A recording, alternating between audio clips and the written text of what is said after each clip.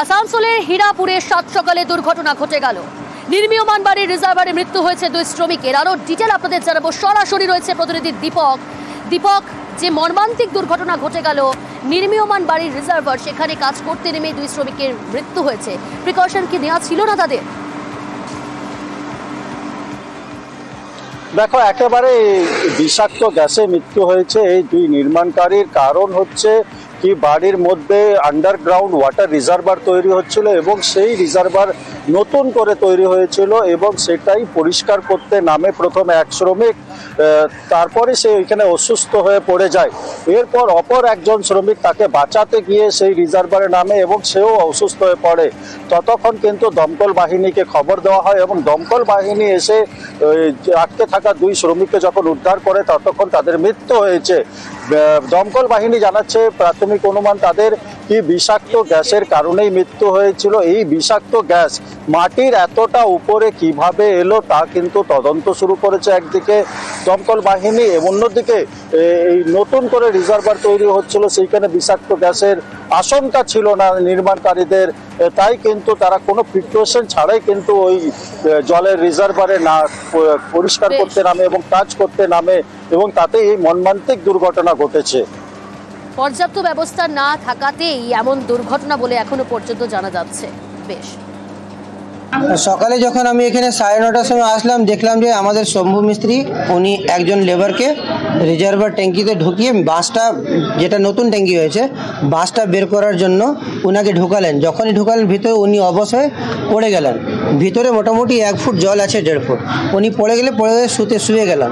উপর থেকে প্লাস্টার মিস্ত্রি উনাকে হেল্প করার জন্য উঠা ধরো ওকে ধরতে জন্য ওনাকেও নামা করলাম।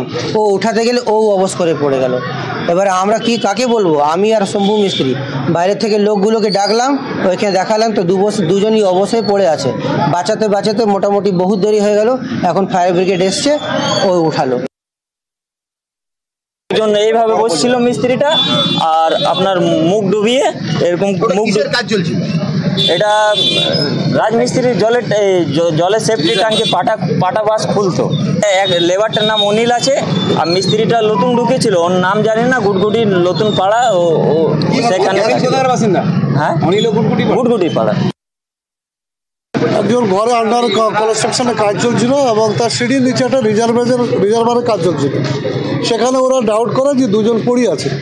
তারপরে এখানকার বাড়ির মালিক বা পার্শ্ববর্তী যারা প্রতিবেশী ছিল, পুলিশ এবং ফায়ার ব্রিগেড খবর দেয়। তারা এসে হীরাপুর পুলিশ এবং ফায়ার ব্রিগেড এসে ওরাকে রেস্কিউ করে হসপিটাল নিয়ে গেছে।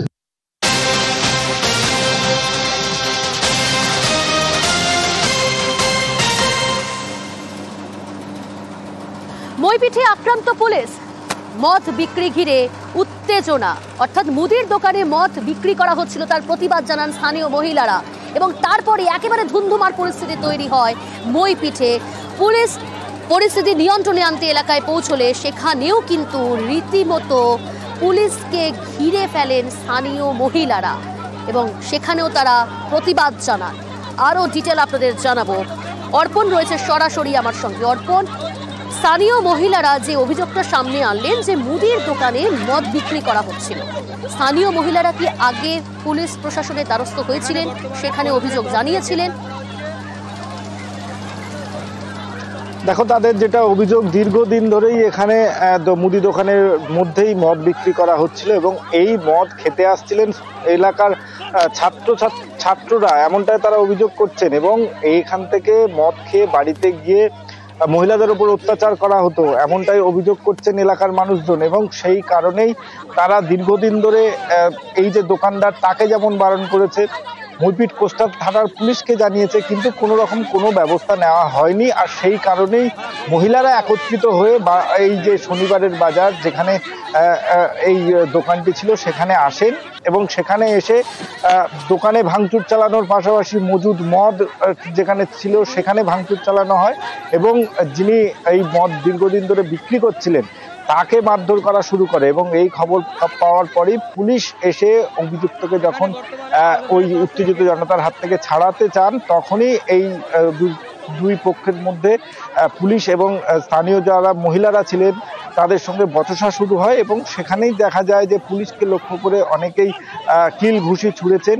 তার মধ্যে থেকেই যিনি অভিযুক্ত ছিল তাকে কোনো ক্রমে বাঁচিয়ে পুলিশ গাড়িতে তুলে তাদেরকে নিয়ে যাওয়া হয়েছে। পুলিশ সূত্রে জানানো হয়েছে যে এই অভিযোগ এখনো পর্যন্ত গতকালের আগে তারা জানতেন না এবং পুলিশ সুমোটো কমপ্লেন করে তাকে গ্রেপ্তার করেছে। আজ তাকে বারুইপুর মহকুমা আদালতে তোলা হবে এবং পুলিশের ওপরে যে আক্রমণের ঘটনা সেই প্রসঙ্গে পুলিশের বক্তব্য যে এই একটা উত্তেজনার পরিস্থিতি তৈরি হয়েছিল, কিন্তু সেখানে পুলিশ তৎপরতার সঙ্গে পরিস্থিতি সামাল দেন এবং অভিযুক্তকে সেই এলাকা থেকে তাকে উদ্ধার করা গিয়েছে।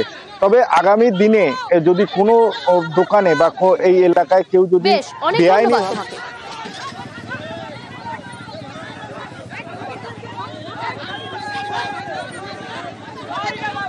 বাঁকুড়ার দিকে নজর রাখতে হচ্ছে। ফের জঙ্গলে আগুন। বাঁকুড়ায় একের পর এক জঙ্গলে আগুন, ঝরা পাতা থেকেই আগুন দ্রুত ছড়িয়ে পড়ছে। ইতিমধ্যেই বন দফতর কিন্তু যথেষ্ট সক্রিয় রয়েছে।